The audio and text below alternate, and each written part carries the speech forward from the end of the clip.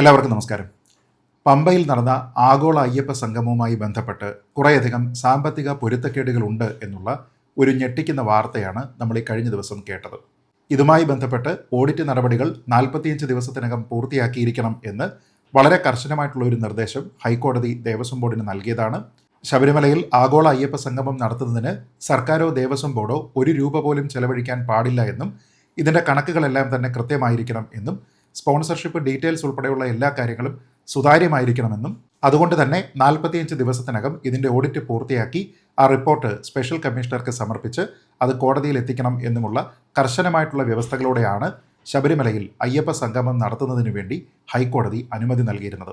ഓഡിറ്റിന് ആവശ്യമായിട്ടുള്ള പൂർണ്ണ വിവരങ്ങൾ നൽകിയിട്ടില്ല. ഓഡിറ്റിൽ കാണുന്നതെല്ലാം തന്നെ കുറേയധികം ലാപ്സസ് ആണ്.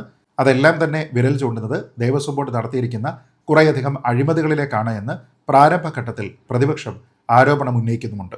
ഈ വിവരങ്ങൾ നമ്മളെ ഞെട്ടിക്കുന്നുണ്ട് എങ്കിൽ അതിനേക്കാൾ നമ്മളെ ഞെട്ടിക്കേണ്ടുന്ന ഒരു വിവരമാണ് നമ്മുടെ ദേവസ്വം മന്ത്രിയായ ശ്രീ VN വാസവൻ നിയമസഭയിൽ സമർപ്പിച്ച രേഖാമൂലമുള്ള ഒരു മറുപടി. ദേവസ്വം ബോർഡിനോ സർക്കാരിനോ എന്തെങ്കിലും തരത്തിലുള്ള പണമിടപാട് ഇതുമായി ബന്ധപ്പെട്ടുണ്ടോ എന്ന് ചോദിക്കുമ്പോൾ അദ്ദേഹം കൊടുത്തിരിക്കുന്നത് പൂർണ്ണമായ അർത്ഥത്തിൽ സഭയെ തെറ്റിദ്ധരിപ്പിക്കുന്ന രേഖയാണ്. അപ്പോൾ അതുകൊണ്ട് അവാസ്തവമായിട്ടുള്ള ഒരു മറുപടി എന്തുകൊണ്ടാണ് ശ്രീ VN വാസവൻ സഭയിൽ കൊടുത്തത്? അദ്ദേഹത്തിന് ആരാണ് തെറ്റായിട്ടുള്ള വിവരം കൊടുത്തത്? ഈ കാര്യങ്ങളെക്കുറിച്ചും അറിയേണ്ടതാണ്. അങ്ങനെ ഈ ഞെട്ടിപ്പിക്കുന്ന രണ്ട് കാര്യങ്ങളെക്കുറിച്ച്, ഒന്ന് അവിടുത്തെ ഓഡിറ്റിലെ കണ്ടെത്തലുകളെക്കുറിച്ച്, രണ്ട് ശ്രീ VN വാസവൻ്റെ സഭയിലെ രേഖാമൂലമുള്ള മറുപടിയെക്കുറിച്ചാണ് ഈ വീഡിയോ. നോക്കാം. ശബരിമല ആഗോള അയ്യപ്പ സംഗമവുമായി ബന്ധപ്പെട്ട് വിജയൻ ആൻഡ് അസോസിയേറ്റ്സ് എന്ന ഒരു ചാർട്ടേഡ് അക്കൗണ്ടന്റ് ഏജൻസിയാണ് ഇതിൻ്റെ ഓഡിറ്റ് പൂർത്തീകരിച്ചത്. ആ റിപ്പോർട്ട് ഫെബ്രുവരി 7-ാം തീയതിയാണ് ദേവസ്വം ബോർഡ് സബ്മിറ്റ് ചെയ്യുന്നത്. അതിനെ വിശദമായി പഠിച്ചതിന് ശേഷമാണ് ശബരിമല ദേവസ്വം സ്പെഷ്യൽ കമ്മീഷണർ ഇതിലുള്ള സീരിയസ് ആയിട്ടുള്ള ലാപ്സസിനെ കുറിച്ച് വ്യക്തമാക്കുന്നത്. ക്ഷേത്ര ഭരണത്തിൻ്റെ കാര്യത്തിലാണെങ്കിലും പബ്ലിക് ഫണ്ട് കൈകാര്യം ചെയ്യുന്ന കാര്യത്തിലാണെങ്കിലും പൂർണ്ണമായ സാമ്പത്തിക സുതാര്യത ഉണ്ടാകണം എന്ന് ഹൈക്കോടതി ആവർത്തിച്ച് ആവശ്യപ്പെട്ടിട്ടും അതിന് ഒരു വില പോലും കൊടുക്കാതെയാണ് ദേവസ്വം ബോർഡ് പെരുമാറിയിട്ടുള്ളത് എന്നത് ഇതിൽ നിന്ന് വ്യക്തവുമാണ്. ഇതിലെ ഒന്നാമത്തെ ഏറ്റവും പ്രധാനപ്പെട്ട പ്രശ്നം, ഒരു തരത്തിലുമുള്ള ടെൻഡർ നടപടികൾ ഇല്ലാതെയാണ് Indian institute of infrastructure and construction എന്നുള്ള ഒരു കമ്പനിക്ക് ഇതുമായി ബന്ധപ്പെട്ട എല്ലാ ജോലികളും നൽകിയത്. ഇത് ഊരാളുങ്കലിൻ്റെ നിയന്ത്രണത്തിൽ പ്രവർത്തിക്കുന്ന ഒരു കമ്പനിയാണ്. ചെലവ് അധികം 10% അഡ്മിനിസ്ട്രേറ്റീവ് ചാർജ് എന്ന അടിസ്ഥാനത്തിലാണ് ഈ കരാർ നൽകിയിരിക്കുന്നത്. ഇത് അന്യായവും അമിതമായിട്ടുള്ള റേറ്റുമാണ് എന്ന് ഈ റിപ്പോർട്ടിൽ പറയുന്നുണ്ട്. അപ്പോൾ എന്തുകൊണ്ടാണ് ഏതാണ്ട് 7-8 കോടി രൂപയുടെ ചെലവ് പ്രതീക്ഷിക്കുന്ന ഒരു പരിപാടിക്ക് ഒരു തരത്തിലുള്ള ടെൻഡർ നടപടികളും ഇല്ലാതെ ഇഷ്ടപ്പെട്ടയാളിനെ മാത്രമായിട്ട് ഏൽപ്പിക്കുന്നതിന് ശ്രമിച്ചത് എന്നുള്ള ഒരു ചോദ്യം ഇവിടെ വളരെ പ്രസക്തമായി വരികയാണ്. അടുത്തത്, ഇതുമായി ബന്ധപ്പെട്ട് ഈ ഏജൻസി ഉൾപ്പെടെ സമർപ്പിച്ചിരിക്കുന്ന ഇൻവോയ്സുകളിൽ ചെലവുകളെക്കുറിച്ച് അതിൻ്റെ ശരിയായ ഹെഡുകളിൽ വിഭജിച്ച് നൽകിയിട്ടില്ല എന്നുള്ളതാണ് പ്രശ്നം. ഇതേ കമ്പനി തന്നെ നിരവധി സബ് കോൺട്രാക്ടർമാരെ ഏൽപ്പിച്ചിട്ടുണ്ട്. എന്നാൽ അവർക്ക് നൽകിയിരിക്കുന്നതുമായി ബന്ധപ്പെട്ട പേയ്മെൻറ്റുകൾ, യഥാർത്ഥ ചെലവുകൾ ഇതൊന്നും തന്നെ പരിശോധിക്കാനായിട്ട് സാധിച്ചിട്ടില്ല എന്ന് പറയുന്നു. നേരത്തെ പറഞ്ഞ ഊരാളുങ്കലിന് നിയന്ത്രണമുള്ള കമ്പനിയും സബ് കോൺട്രാക്ടറുമായിട്ടുള്ള കരാറുകൾ ഓഡിറ്റിന് നൽകിയിട്ടില്ല എന്നുള്ളത് ഞെട്ടിക്കുന്ന വിവരമാണ്. ഇനി ഇത് കൂടാതെ താമസ ചെലവ് എന്നൊരിനത്തിൽ ഏതാണ്ട് 37.4 ലക്ഷം രൂപയാണ് വകയിരുത്തിയിരിക്കുന്നത്. ഇതിൽ 37 ലക്ഷം രൂപ സ്റ്റേറ്റ് പ്രോട്ടോകോൾ ഓഫീസർക്കും 25,300 രൂപ തിരുവിതാംകൂർ ദേവസ്വം ബോർഡ് പ്രസിഡന്റിനും നേരിട്ട് ബില്ല് ചെയ്തിരിക്കുകയാണ്. ഇതിൽ GST രജിസ്ട്രേഷൻ നമ്പർ നൽകിയിട്ടില്ലാത്തതുകൊണ്ട് ഇൻപുട്ട് ടാക്സ് ക്രെഡിറ്റ് ക്ലെയിം ചെയ്യാനായിട്ടും സാധിച്ചിട്ടില്ല. എന്തിനാണ് ഈ 37 ലക്ഷം രൂപയുടെ താമസ സൗകര്യം എവിടെയൊക്കെയാണ് നൽകിയത് എന്നതിനെക്കുറിച്ച് ഒരു തരത്തിലുള്ള സുതാര്യതയുമില്ല. നമുക്കറിയാം, ഏതാണ്ട് 3,500-4,000 പേരെയൊക്കെയാണ് അവിടെ ശബരിമലയിൽ ഈ ആഗോള അയ്യപ്പ സംഗമത്തിന് വേണ്ടി പ്രതീക്ഷിച്ചത്. പക്ഷേ അവിടെ പല റിപ്പോർട്ടുകളും അനുസരിച്ച് ഏതാണ്ട് 600 ചില്ലുവാനം ആൾക്കാർ മാത്രമാണ് എത്തിയത്. അതുകൊണ്ട് തന്നെ ഇവർക്കൊക്കെ എവിടെയാണ് അക്കോമഡേഷൻ കൊടുത്തത്, എന്ത് തരത്തിലുള്ള അക്കോമഡേഷനാണ് കൊടുത്തത്, അതിനുള്ള തീരുമാനം ആരാണ് എടുത്തത്, എന്തുകൊണ്ടാണ് ഇങ്ങനെ അവിടെ എത്തിയിരിക്കുന്ന ആൾക്കാർക്കായിട്ട് 37 ലക്ഷം രൂപയുടെ ചെലവ് വേണ്ടി വന്നത് എന്നതിനെക്കുറിച്ച് കൃത്യമായിട്ടും ബോർഡിൻ്റെ വിശദീകരണം ഉണ്ടാകേണ്ടതാണ്. അതും എന്തുകൊണ്ടാണ് സ്റ്റേറ്റ് പ്രോട്ടോകോൾ ഓഫീസർക്ക് ഇത് ബില്ല് ചെയ്തിരിക്കുന്നത്, അപ്പോൾ സർക്കാരിൻ്റെ ഇതിലുള്ള താല്പര്യം എന്താണ് എന്നീ വിഷയങ്ങളെക്കുറിച്ച് കൂടി കൃത്യമായിട്ടുള്ള വ്യക്തത ഉണ്ടാകണം. അത് സർക്കാർ തന്നെയാണ് വിശദീകരിക്കേണ്ടത്. ഇനി വുഡൻ സെൻറ്റർ ടേബിളുകൾ വാങ്ങിയിട്ടുണ്ട്. 15 എണ്ണം എന്നാണ് ബില്ലിൽ. പക്ഷേ 4 എണ്ണം മാത്രമാണ് സർട്ടിഫൈ ചെയ്തിരിക്കുന്നത്. അവിടെ എക്സ്ട്രാ പ്രൊവൈഡഡ് എന്ന് പറഞ്ഞിട്ട് മറ്റൊരു 15 കൊടുക്കുന്നുണ്ട്. അങ്ങനെയെങ്കിൽ ആകെയുള്ളത് 19 15 4 എന്നതിനെക്കുറിച്ച് ഉറപ്പിക്കാനായിട്ട് സാധ്യമല്ല. ഇതേപോലെ VIP-കൾക്കുള്ള ഫുഡ് സെർവിങ്ങുമായി ബന്ധപ്പെട്ട് 30,000 രൂപ ബജറ്റിലില്ല. കേബിളിങ്ങിന് 2.8 ലക്ഷം രൂപ, 50 ബെഡുകൾക്കായിട്ട് ഏതാണ്ട് 1.73 ലക്ഷം രൂപ, ഇതൊന്നും തന്നെ സർട്ടിഫൈ ചെയ്തിട്ടില്ല. എക്സ്ട്രാ ഇനങ്ങളായിട്ട് ഏതാണ്ട് 24 ലക്ഷം രൂപയിലധികമുണ്ട്, പക്ഷേ അത് ഷീറ്റിലില്ല. ഇതിൽ GSTയുടെ ഇൻപുട്ട് ടാക്സ് ക്രെഡിറ്റ് 1 കോടി രൂപയ്ക്ക് മുകളിൽ അവകാശപ്പെടാവുന്നതാണ്, പക്ഷേ അതിൽ പൂർണ്ണമായിട്ടുള്ള ക്ലെയിം ഉണ്ടായിട്ടില്ല. സ്പോൺസർഷിപ്പ് 2 കോടി രൂപയെക്കുറിച്ച് വിശദവിവരങ്ങൾ നൽകിയിട്ടില്ല. തിരുവിതാംകൂർ ദേവസ്വം ബോർഡിൻ്റെ ജനറൽ ഫണ്ടിൽ നിന്ന് 2 കോടി രൂപ അഡ്വാൻസ് ഇനത്തിൽ നൽകിയിരുന്നു. അത് ഇതുവരെ തിരിച്ചടച്ചിട്ടില്ല എന്നാണ് ഈ ഓഡിറ്റ് റിപ്പോർട്ടിൽ പറയുന്നത്. അവിടെ നടത്തിയിരുന്ന കൾച്ചറൽ ഇവൻറ്റുകൾക്ക് വേണ്ടിയിട്ട് ഏതാണ്ട് 2 ലക്ഷം രൂപയാണ് ബജറ്റ് ചെയ്തത് എങ്കിൽ ചെലവഴിച്ച തുക 8 ലക്ഷം രൂപയാണ്. എന്ത് തരത്തിലുള്ള കൾച്ചറൽ ഇവൻറ്റുകളാണ് അവിടെ നടത്തിയത് എന്നതിനെക്കുറിച്ച്, അല്ലെങ്കിൽ 8 ലക്ഷം രൂപയ്ക്ക് മതിയായിട്ടുള്ള എന്ത് തരത്തിലുള്ള ഇവൻറ്റുകളാണ് അവിടെ നടത്തിയത് എന്നതിനെക്കുറിച്ച് ആർക്കും ഒരു തരത്തിലുള്ള വ്യക്തതയുമില്ല.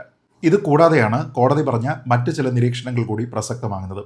ബോർഡിൻ്റെ സ്റ്റോക്ക് പരിശോധിച്ചു കഴിഞ്ഞാൽ അതിൽ 4100 യൂണിറ്റ് അരവണ, 4100 പാക്കറ്റ് അപ്പം, 4100 യൂണിറ്റ് വിഭൂതി, 4100 പാക്കറ്റ് മഞ്ഞൾ കുങ്കുമം, 4100 യൂണിറ്റ് ആടിയ ശിഷ്ടം നെയ്യ്, 1 കിലോഗ്രാം ചന്ദനം, ഇവയെല്ലാം തന്നെ അവിടെ വരുന്ന പാർട്ടിസിപ്പൻസ് ആയിട്ടുള്ള 4100 ആൾക്കാർക്ക് വിതരണം ചെയ്യാനായിട്ട് അനുവദിച്ചിരുന്നു.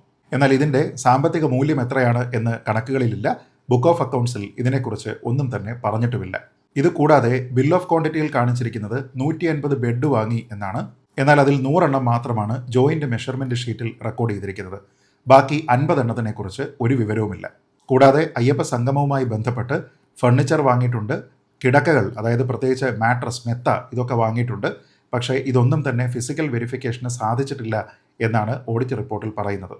ചുരുക്കി പറഞ്ഞാൽ ഇതെല്ലാം തന്നെ കേരള ഹൈക്കോടതി നിർദ്ദേശിച്ച സുതാര്യതയെ ലംഘിക്കുന്ന കാര്യങ്ങളാണ്. ഭക്തരുടെ വിശ്വാസവും ക്ഷേത്രത്തിൻ്റെ പരിശുദ്ധിയും ഒക്കെ തന്നെ സംരക്ഷിക്കേണ്ടുന്ന ദേവസ്വം ബോർഡ് ഇത്തരത്തിലുള്ള ക്രമക്കേടുകൾ കാണിക്കുന്നത് വിശ്വാസ വഞ്ചനയാണ്. കോടതി ഇതിനെതിരെ അതിശക്തമായിട്ടുള്ള നടപടികളാണ് സ്വീകരിക്കേണ്ടത്. അതുണ്ടാകും എന്ന് നമുക്ക് പ്രതീക്ഷിക്കാം. അയ്യപ്പ സംഗമം നടക്കുന്ന സമയത്ത് ദേവസ്വം ബോർഡിൻ്റെ പ്രസിഡൻ്റായിരുന്നത് ശ്രീ PS പ്രശാന്താണ്. അന്ന് അദ്ദേഹം പറഞ്ഞിരുന്നത് പല ആൾക്കാരും ഇതിനെ പല രീതിയിൽ മോശമായി ചിത്രീകരിക്കുന്നതിന് വേണ്ടി ശ്രമിക്കുന്നുണ്ട്, പക്ഷേ എല്ലാം സുതാര്യമായിട്ടാണ് അവിടെ നടക്കുന്നത് എന്നാണ്. എന്നാൽ എന്ത് തരത്തിലുള്ള സുതാര്യതയാണ് അവിടെ ഉണ്ടായിരുന്ന നടപടികളിൽ ഉള്ളത് എന്നും കോടതിയോട് എന്ത് തരത്തിലുള്ള ബഹുമാനമാണ് ദേവസ്വം ബോർഡിനുള്ളത് എന്നും ഈ ഓഡിറ്റ് റിപ്പോർട്ടിൽ നിന്ന് വളരെ വ്യക്തമായിട്ട് നമുക്ക് മനസ്സിലാക്കാൻ കഴിയുന്നുണ്ട്. ഇനി നമ്മൾ അറിയേണ്ടത് ശ്രീ VN വാസവൻ ഈ കാര്യത്തിൽ പറഞ്ഞ പ്രസ്താവനയെക്കുറിച്ചാണ്. നമ്മുടെ കേരള നിയമസഭയുടെ ഏറ്റവും പുതിയ സമ്മേളനം, 16ാമത് സമ്മേളനം, അതിൽ 28 ജനുവരി 2026, അത് ഏതാണ്ട് കഷ്ടിച്ച് 2 ആഴ്ച മുൻപ് ശ്രീ തിരുവഞ്ചൂർ രാധാകൃഷ്ണന്റെ ചോദ്യത്തിന് രേഖാമൂലം നൽകിയിരിക്കുന്ന മറുപടിയാണ്. ആ ചോദ്യം ഇങ്ങനെയാണ്: ആഗോള അയ്യപ്പ സംഗമത്തിനായി സർക്കാരോ ദേവസ്വം ബോർഡോ പണം അനുവദിച്ചിട്ടുണ്ടോ എങ്കിൽ വിവരങ്ങൾ ലഭ്യമാക്കാമോ? അതിന് ദേവസ്വം മന്ത്രി ശ്രീ VN വാസവൻ നൽകുന്ന മറുപടി ഇങ്ങനെയാണ്: ആഗോള അയ്യപ്പ സംഗമം സ്പോൺസർമാരെ കണ്ടെത്തി നടത്തുന്നതിനാണ് തീരുമാനിച്ചിരുന്നത്. സ്പോൺസർമാരെ കണ്ടെത്തി തുക ലഭ്യമാക്കുന്നതിന് കാലതാമസം നേരിട്ടതിനെ തുടർന്ന് റിലീജിയസ് കൺവെൻഷനുകൾ നടത്തുന്നതിനായി തിരുവിതാംകൂർ ദേവസ്വം ബോർഡിൻ്റെ ബജറ്റിൽ വകയിരുത്തിയിരുന്ന തുക ആഗോള അയ്യപ്പ സംഗമത്തിനായി അഡ്വാൻസ് ഇനത്തിൽ ചെലവഴിച്ചിരുന്നു. അതാണ് നേരത്തെ നമ്മൾ പറഞ്ഞിരിക്കുന്ന 2 കോടി രൂപ. സ്പോൺസർമാർ വാഗ്ദാനം ചെയ്തിരുന്ന തുക അക്കൗണ്ടിൽ ലഭിച്ചതിനെ തുടർന്ന് തുക തിരികെ നിക്ഷേപിച്ചിട്ടുള്ളതാണ്. അതായത് 2 കോടി രൂപ ദേവസ്വം ബോർഡ് ഈ പരിപാടിക്ക് വേണ്ടിയിട്ട് കൊടുത്തിരുന്നു. പക്ഷേ സ്പോൺസർമാർ ഇതുമായി ബന്ധപ്പെട്ട പണം നൽകിയതോടുകൂടി അതിനനുസരിച്ച് ഈ പണം തിരികെ ദേവസ്വം ബോർഡിനെ ഏൽപ്പിച്ചിട്ടുണ്ട് എന്നാണ് അദ്ദേഹം രേഖാമൂലം നിയമസഭയെ അറിയിച്ചിരിക്കുന്നത്. എന്നാൽ കേരള ഹൈക്കോടതിക്ക് സ്പെഷ്യൽ കമ്മീഷണർ കൊടുത്തിരിക്കുന്ന റിപ്പോർട്ടിൻ്റെ അവസാന പേജിൽ പറഞ്ഞിരിക്കുന്നത് ഇങ്ങനെയാണ്: the TDB general fund of 2 crore rupees is not recouped so far. അതായത് തിരുവിതാംകൂർ ദേവസ്വം ബോർഡ് നൽകിയിരിക്കുന്ന 2 കോടി രൂപയുടെ ഫണ്ട് ഇതുവരെ തിരികെ നൽകിയിട്ടില്ല എന്നാണ്. അപ്പോൾ പിന്നെ എങ്ങനെയാണ് തിരുവിതാംകൂർ ദേവസ്വം ബോർഡ് ഈ പരിപാടിക്ക് വേണ്ടി കൊടുത്തിരുന്ന ഫണ്ട് ഈ സ്പോൺസർമാരുടെ കയ്യിൽ നിന്ന് പണം കിട്ടിയ മുറയ്ക്ക് തിരുവിതാംകൂർ ദേവസ്വം ബോർഡിന് തിരികെ നൽകിയിട്ടുണ്ട് എന്ന് മന്ത്രി ശ്രീ വാസവന് പറയാൻ കഴിയുക എന്നുള്ള ഒരു ചോദ്യമുണ്ട്. അത് ശ്രീ വാസവൻ്റെ അഭിപ്രായമാണോ, അതോ ദേവസ്വം ബോർഡ് തെറ്റിദ്ധാരണാജനകമായിട്ടുള്ള ഒരു ഇൻഫർമേഷൻ അദ്ദേഹത്തിന് കൊടുത്തതാണോ, അതോ ഇനി ഈ ഓഡിറ്റ് പീരീഡ് കഴിഞ്ഞതിന് ശേഷം സ്പോൺസർമാരിൽ നിന്ന് ഈ തുക കണ്ടെത്തി അത് ദേവസ്വം ബോർഡിൽ അടച്ചിട്ടുണ്ടോ? ഈ കാര്യങ്ങളെക്കുറിച്ച് ഒരു തരത്തിലുമുള്ള വ്യക്തതയില്ല. നമ്മുടെ മുന്നിലുള്ള 2 ഡോക്യുമെൻറ്റുകളുണ്ട്. അതിലൊന്നിൽ മന്ത്രി പറയുന്നു ഈ പണം തിരികെ വന്നിട്ടുണ്ട്. എന്നാൽ ഇത് പരിശോധിച്ച ഓഡിറ്റർ പറയുന്നു ഈ പണം ഇതുവരെയും തിരികെ വന്നിട്ടില്ല. കോടതിയുടെ മുന്നിൽ എത്തിയിരിക്കുന്ന വിവരവും ഈ പണം തിരികെ എത്തിയിട്ടില്ല എന്നത് തന്നെയാണ്. അതുകൊണ്ട് തന്നെ കോൺട്രഡിക്ടറി ആയിട്ടുള്ള ഇൻഫർമേഷനുള്ള 2 ഡോക്യുമെൻറ്റുകൾ പൊതുസമക്ഷം നിലനിൽക്കുന്ന സാഹചര്യത്തിൽ ഇതുമായി ബന്ധപ്പെട്ട് വിശദീകരണം നൽകേണ്ടത് മന്ത്രി ശ്രീ VN വാസവൻ കൂടിയാണ്. സത്യത്തിൽ അദ്ദേഹമാണിതിൽ പറയേണ്ടത്. എന്തുകൊണ്ട് താൻ ഇങ്ങനെ ഒരു വിവരം നിയമസഭയെ അറിയിച്ചു, അതിനു മുൻപേ തന്നെ ഓഡിറ്റ് നടപടികൾ പൂർത്തിയായിരുന്നോ? അതിനുശേഷം ഈ പണം സ്പോൺസർമാരിൽ നിന്ന് തിരികെ കിട്ടിയോ? ഏത് തീയതിയിലാണ് ഈ പണം തിരികെ തിരുവിതാംകൂർ ദേവസ്വം ബോർഡിന് നൽകിയിരിക്കുന്നത്? ഈ കാര്യങ്ങളെക്കുറിച്ച് അദ്ദേഹം വ്യക്തത വരുത്തേണ്ടതാണ്. എന്തായാലും ആഗോള അയ്യപ്പ സംഗമം എന്ന പേരിൽ പൂർണ്ണമായ രാഷ്ട്രീയ ലക്ഷ്യങ്ങൾ മുൻനിർത്തി നടത്തിയിരുന്ന ഒരു മുന്നൊരുക്കവുമില്ലാത്ത, ഒരാൾക്കും ഒരു ഉപകാരവുമില്ലാത്ത തരത്തിലുള്ള ഒരു പരിപാടിയായിരുന്നു. അതിനുവേണ്ടി ഭാരിച്ച ചെലവുകളാണ് അക്കൗണ്ട് ചെയ്തിരിക്കുന്നത്. ആ അക്കൗണ്ട് ചെയ്തിരിക്കുന്നത് പോലും പ്രോപ്പറല്ല. ടാക്സിൻ്റെ ക്രെഡിറ്റ്, ഇൻപുട്ട് ടാക്സ് ക്രെഡിറ്റ് കിട്ടാവുന്ന കാര്യങ്ങളിൽ പൂർണ്ണമായി ക്ലെയിം ചെയ്തിട്ടില്ല. കുറേയധികം ഇല്ലാത്ത കാര്യങ്ങളും ബ്ലോട്ടഡ് ആയിട്ടുള്ള വിവരങ്ങളും ഒക്കെ തന്നെ കൊടുത്തിട്ടുണ്ട്. കുറേയധികം പർച്ചേസുകളുമായി ബന്ധപ്പെട്ട് ഒരു തരത്തിലുള്ള കണക്കുകളുമില്ല. ചുരുക്കി പറഞ്ഞാൽ ആഗോള അയ്യപ്പ സംഗമം എന്നത് കേരളത്തിൽ സമീപകാലത്ത് നമ്മൾ കണ്ട ഏറ്റവും വലിയ ഒരു വെള്ളാനയായിരുന്നു എന്ന് തെളിയിക്കുന്നതാണ് ഈ ഓഡിറ്റ് റിപ്പോർട്ടുകളെല്ലാം. ചുരുക്കി പറഞ്ഞാൽ ശബരിമലയിലെ സ്വർണ്ണപ്പാളികൾ മാത്രമല്ല പോയിട്ടുള്ളത്. ശബരിമലയിൽ ഭക്തർ കൊടുത്തിരിക്കുന്ന പണവും പല വിധത്തിൽ ഇതേപോലെ നാമാവശേഷമായി പോയിട്ടുണ്ട് എന്ന് വേണം മനസ്സിലാക്കാൻ.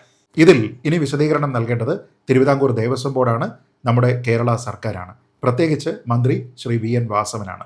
അങ്ങനെയുള്ള വിശദീകരണം ഉണ്ടാകേണ്ടതാണ്. അത് ഭക്തരുടെ അവകാശമാണ്. ആ വിശദീകരണത്തിനുള്ള ബാധ്യത നിങ്ങൾക്കാണ് എന്ന് വീണ്ടും തിരുവിതാംകൂർ ദേവസ്വം ബോർഡിനെയും സർക്കാരിനെയും വിശിഷ്യ ദേവസ്വം വകുപ്പിനെയും ഓർമ്മിപ്പിച്ചുകൊണ്ട് ഈ വീഡിയോ അവസാനിപ്പിക്കുന്നു. സ്വാമി ശരണം. ജയ് ഹിന്ദ്.